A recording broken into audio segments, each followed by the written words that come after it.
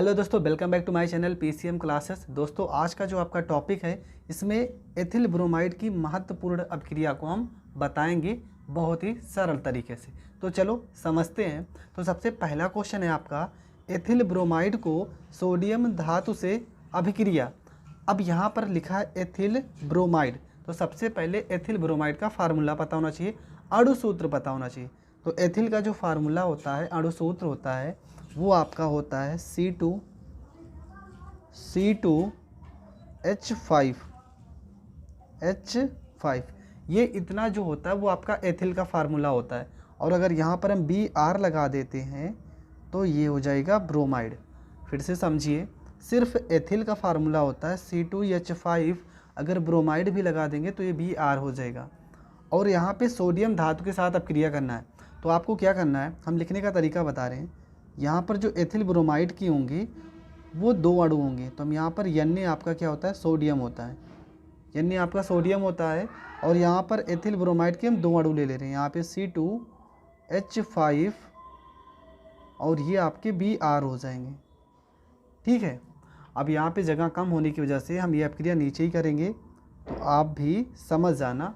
ठीक है, अब यहाँ पर देखेंगे एथिल ब्रोमाइड यहाँ पर भी है और एथिल ब्रोमाइड यहाँ पर भी है, तो हम यहाँ पर क्या करेंगे, जो आपका सोडियम है, इस सोडियम को हम 2 से गुणा कर देते हैं यहाँ पे, क्योंकि इसके दो अणु होंगे। कैसे, यहाँ पे Br देख रहे हैं, यहाँ पर एक Br है और यहाँ पर एक Br है, तो ये दोनों Br आपका साथ में हो जाएगा। तो ये आपका हो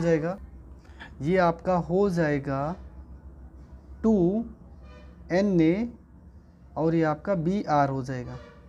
और आपका क्या बचा है, यहाँ पे C2H5 एक यहाँ पे है, C2H5 एक यहाँ पे है, तो 2 और 2 जुड़ जाएगा, ये आपका C4 और और H5 और H5 जुड़ के क्या हो जाएगा, यहाँ पर H10 हो जाएगा। और प्लस में आपका क्या है 2NaBr। तो आपका जो बनेगा वो बनेगा, इसका जो नाम है वो है नॉर्मल ब्यूटेन, इसका जो नाम है वो है नॉर्मल ब्यूटेन इसका नाम है। और इसका जो नाम है वो है सोडियम ब्रोमाइड, इसका नाम है सोडियम ब्रोमाइड।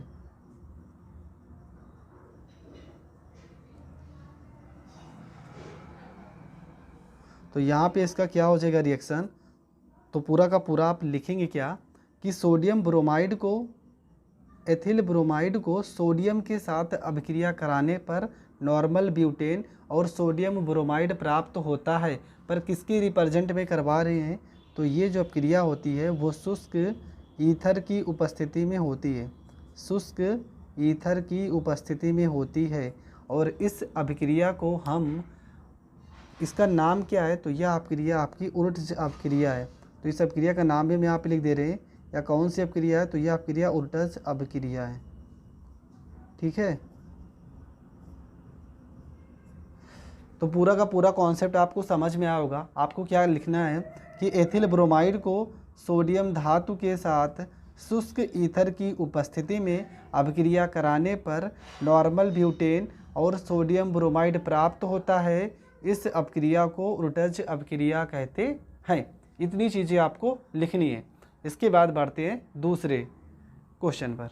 जो दूसरा आपका क्वेश्चन है वो है एथिल ब्रोमाइड की जिंक चूर्ण के साथ अभिक्रिया। तो यहाँ पे हम क्या लिखेंगे, ये सेम यहाँ पे लिखेंगे C2H5 और ये आपका हो जाएगा Br हो जाएगा। ये आपका एथिल ब्रोमाइड का फार्मूला हो जाएगा। जिंक के साथ अभिक्रिया करा रहे हैं तो प्लस में यहाँ पे हम जिंक लिख लेंगे, यहाँ पे जिंक हो जाएगा।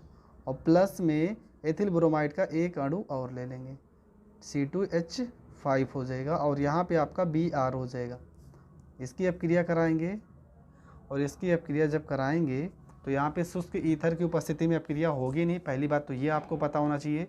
ठीक है, हर एक अभिक्रिया का अपना रूल है, आप अलग से कोई दिमाग मत लगाना। अब यहाँ पे आपका क्या हो जाएगा, ये जो C2H5 है और ये जो C2H5 है, ये दोनों तो एक साथ जुड़ जाएंगे, तो ये आपका हो जाएगा C, यहाँ पे 2 में 2 जोड़ोगे 4 हो जाएगा, और 5 में 5 जोड़ोगे H 5 यहाँ पे 5 यहाँ पे, ये 10 हो जाएगा। और प्लस में आपका क्या बचेगा, आपका यहाँ पर एक जिंक बचा है और Br आपके 2 अणु बचे हैं, तो यहाँ पे आपका हो जाएगा जिंक, और प्लस में यहाँ पे आपका हो जाएगा Br, यहाँ पे 2 हो जाएगा, जिंक ब्रोमाइड हो जाएगा।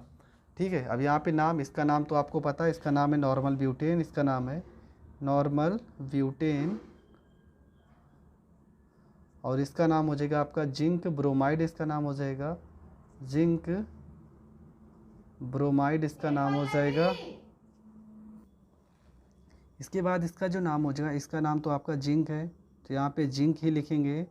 और ये आपका है जी एथिल ब्रोमाइड है, तो इसका नाम तो आपको पता ही है, ये आपका एथिल और ये आपका ब्रोमाइड है। ये सारे नाम हम इसलिए लिख दे रहे हैं जिस कारण आपको हर एक फार्मूले का अणु सूत्र भी पता हो जाना चाहिए। तो आप इस लिखोगे कैसे हिंदी में कि एथिल ब्रोमाइड को जिंक चूर्ण के साथ गर्म करने पर या अपक्रिया कराने पर नॉर्मल ब्यूटेन और जिंक ब्रोमाइड प्राप्त होता है, और इस अपक्रिया को फ्रैंकलैंड अपक्रिया कहते हैं। इस अपक्रिया का जो नाम है वो है आपकी फ्रैंकलैंड अपक्रिया। ठीक है, ये भी आपको पता होना चाहिए।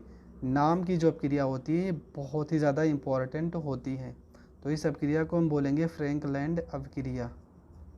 ठीक है, तो आपने 2 अपक्रिया सीखी है और दोनों बहुत ही सिंपल हैं, बहुत ही सरल तरीके से हम बता भी रहे हैं। अब देखते हैं तीसरी जो अपक्रिया है उसको कैसे आप सॉल्व करोगे। तो यहाँ पे तीसरी जो अपक्रिया है वो है एथिल ब्रोमाइड की पोटेशियम हाइड्रोक्साइड के साथ अपक्रिया। तो यहाँ पे क्या है, एथिल ब्रोमाइड की पोटेशियम हाइड्रोक्साइड के साथ अपक्रिया। अब यहाँ पे हम एथिल ब्रोमाइड को लिख लेते हैं। तो यहाँ पे एथिल ब्रोमाइड का जो फार्मूला हो जाएगा वो अणु सूत्र वो C2H5 और यहाँ पे Br हो जाएगा। ये एथिल ब्रोमाइड का हो जाएगा अणु सूत्र। और किसके साथ अपक्रिया करानी है, पोटेशियम हाइड्रोक्साइड के साथ। तो यहाँ पे पोटेशियम हाइड्रोक्साइड ले लेते हैं, ये हो जाएगा आपका KOH। के आपका होता है पोटेशियम और OH को बोलते हैं हाइड्रोक्साइड। अब यहाँ पे जो इस पोटेशियम हाइड्रोक्साइड को ले रहे हैं इसके साथ 2 अपक्रिया होती है। तो ये आपका जो पोटेशियम हाइड्रोक्साइड है ये आपका जलीय पोटेशियम हाइड्रोक्साइड है, जलीय पोटेशियम हाइड्रोक्साइड है, जलीय पोटेशियम हाइड्रोक्साइड है, हाइड्रोक्साइड है।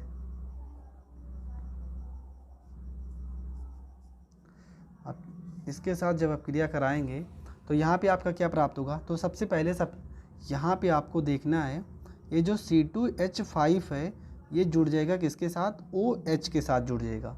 और यहाँ पे जो आपका K है वो Br के साथ जुड़ जाएगा। आपको इस तरह से लिखना नहीं है, मतलब समझा रहे हैं जिस तरीके से हम, ये आप बनाना नहीं आपको।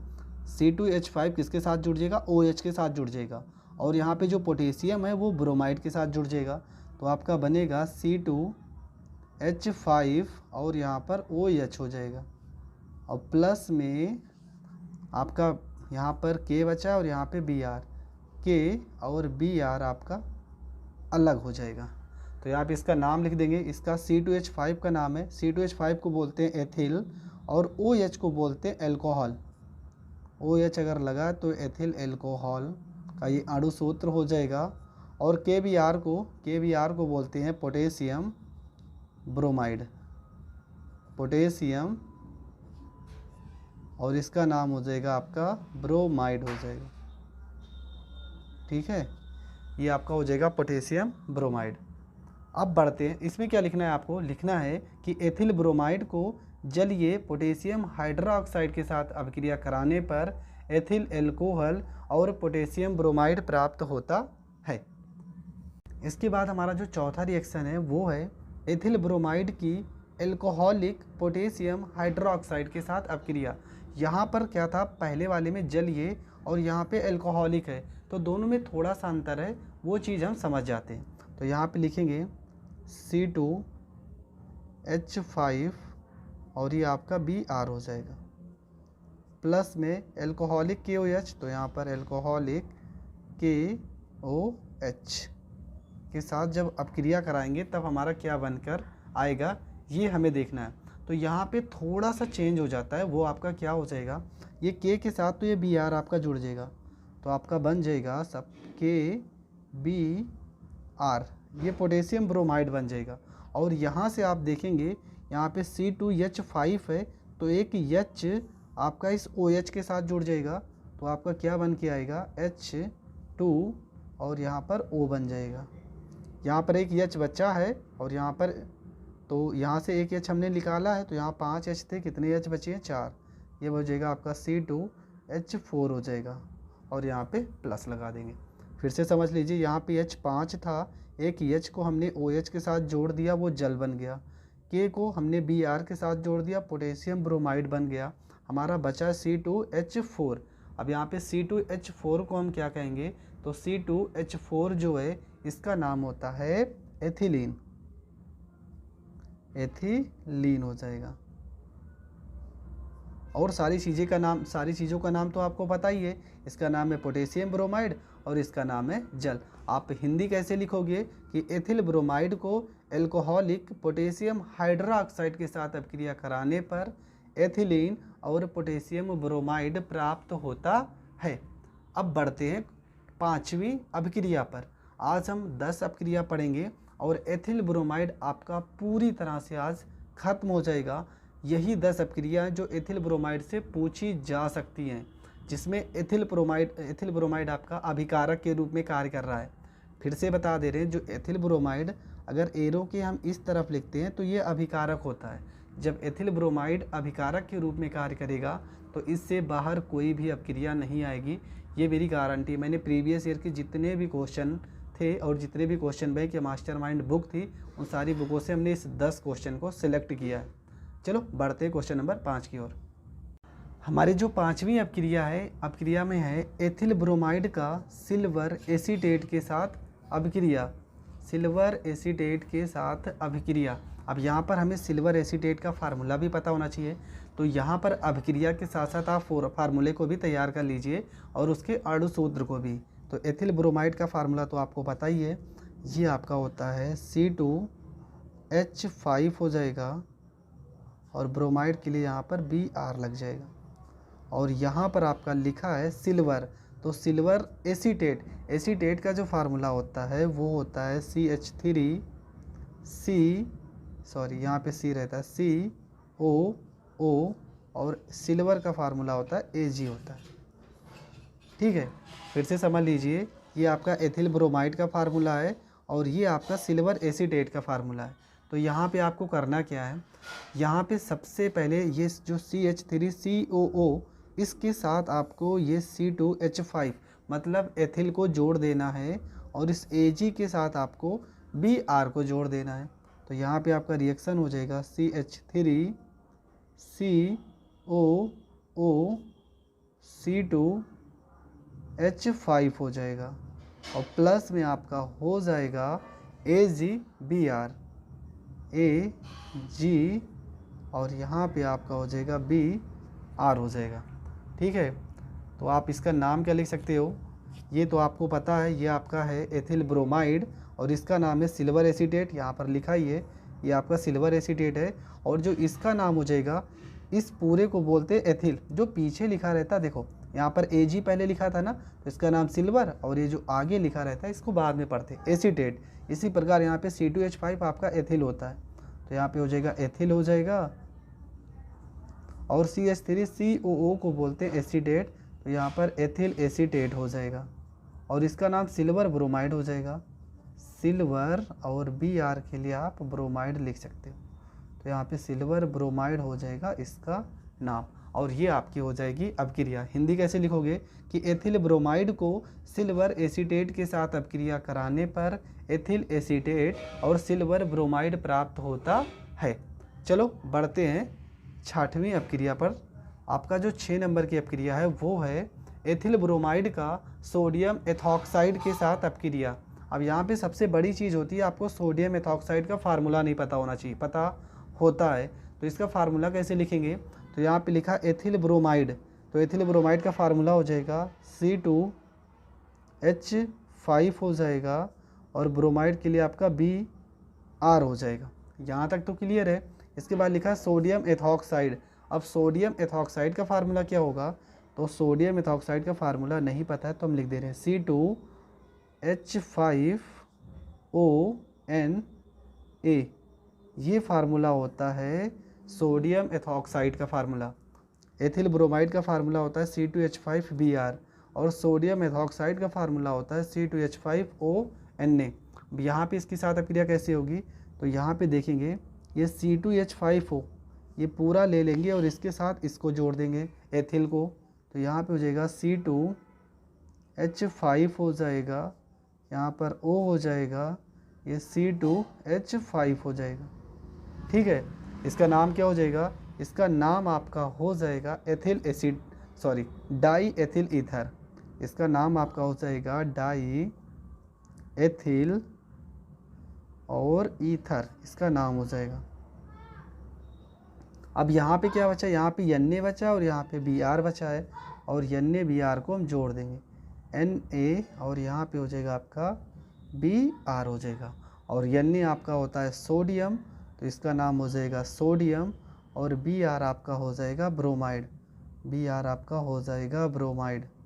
ठीक है, तो यहाँ पे इसकी अपक्रिया का नाम लिखेंगे, तो यहाँ पे लिखेंगे एथिल ब्रोमाइड को सोडियम एथॉक्साइड के साथ अपक्रिया कराने पर डाई एथिल ईथर और सोडियम ब्रोमाइड प्राप्त होता है। ठीक है, तो ये भी आपकी अपक्रिया पूरी हो जाएगी। हर एक अपक्रिया में अणु सूत्र आप जरूर लिख देना, क्योंकि क्वेश्चन में आपको सबसे ज़्यादा जो कंफ्यूज करेगा वो अणु सूत्र ही कंफ्यूज करेगा। ठीक है, तो अणु सूत्र आपको आने चाहिए, तभी आप किसी भी रिएक्शन को कर सकते हैं। इसके बाद की अपक्रिया है एथिल ब्रोमाइड का सिल्वर साइनाइड के साथ अभिक्रिया। तो यहाँ पर एथिल ब्रोमाइड लिखा है, तो एथिल ब्रोमाइड का फार्मूला पता होना चाहिए C2H5, और ब्रोमाइड का फार्मूला हो जाएगा Br, प्लस सिल्वर साइनाइड का फार्मूला होता है, सिल्वर का फार्मूला होता है Ag, और साइनाइड के लिए लिखते हैं Cn। ठीक है, अगर यहाँ पे NC लिखा होता है तो आइसोसाइनाइड पढ़ा जाता है। तो इसका रिएक्शन क्या हो जाएगा? C2H5 के साथ क्या जोड़ देंगे? NC जोड़ देते हैं। ठीक है, यहाँ पे Cn लिखा है ना, वो NC हो जाता है, C2H5 और ये NC हो जाएगा, और प्लस में आपका क्या बचेगा? AgBr, यहाँ पे आपका हो जाएगा Ag, और यहाँ पे आपका हो जाएगा Br हो जाएगा। इसका नाम हो जाएगा ethyl isocyanide, ethyl isocyanide, ethyl isocyanide, cyanide. इसका नाम सिल्वर ब्रोमाइड हो जाएगा, और ये आपका सिल्वर साइनाइड है ही, और इसका नाम एथिल ब्रोमाइड हो जाएगा। लिखोगे कैसे कि एथिल ब्रोमाइड को सिल्वर साइनाइड के साथ अपक्रिया कराने पर एथिल आइसोसाइनाइड और सिल्वर ब्रोमाइड प्राप्त होता है। तो आज की लास्ट अपक्रिया देखते हैं, एथिल ब्रोमाइड का हाइड्रोजन ब्रोमाइड के साथ अपक्रिया। ठीक है, तो यहाँ पे एथिल ब्रोमाइड का फार्मूला हो जाएगा C2H5 हो जाएगा, और ब्रोमाइड के लिए यहाँ पे Br लगा देंगे, प्लस में हाइड्रोजन, तो यहाँ पे हाइड्रोजन के लिए H, और ब्रोमाइड के लिए यहाँ पे Br हो जाएगा। इसके साथ अपक्रिया करा देते हैं।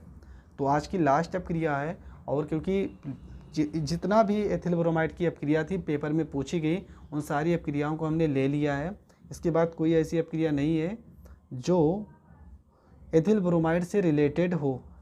तो चलो ठीक है, इसमें क्या करेंगे हम? सबसे पहले क्वेश्चन में क्या लिखा है कि एथिल ब्रोमाइड को हाइड्रोजन ब्रोमाइड के साथ अपक्रिया कराते हैं तो क्या बनेगा?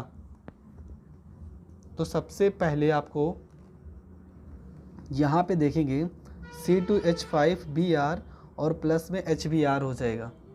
तो यहाँ पे जो ये अपक्रिया है, शायद मैंने क्वेश्चन गलत ही उतारा है, यहाँ पे आपका होना चाहिए, सॉरी, यहाँ पे जो एथिल ब्रोमाइड हमने लिखा है ना, यहाँ पे एथिल एल्कोहल होना चाहिए। ठीक है, एथिल एल्कोहल होना चाहिए। तो यहाँ पे एथिल एल्कोहल होगा, तो यहाँ पे आपका OH हो जाएगा, OH हो जाएगा, क्योंकि एथिल एल्कोहल का फार्मूला होता है C2H5OH। इसके साथ जब अपक्रिया कराते हैं तो ये आपका C2H5 हो जाएगा, C2H5, और इसके साथ आपका Br हो जाएगा, और प्लस में H के साथ ये OH को जोड़ेंगे, प्लस में यहाँ पे H2 हो जाएगा, और इसका नाम हो जाएगा एथिल ब्रोमाइड। तो दोस्तों आज के लिए बस इतना ही। मिलेंगे नेक्स्ट वीडियो में, जहां पर और 10 महत्वपूर्ण अपक्रिया बताएंगे। अगर आपको वीडियो पसंद आती है तो चैनल को सब्सक्राइब करना ना भूलें, और साथ ही बेल आइकन प्रेस कर दें, और अपने दोस्तों तक वीडियो को ज़रूर शेयर कर दें। तो मिलेंगे नेक्स्ट वीडियो में, तब तक के लिए जय हिंद, जय भारत।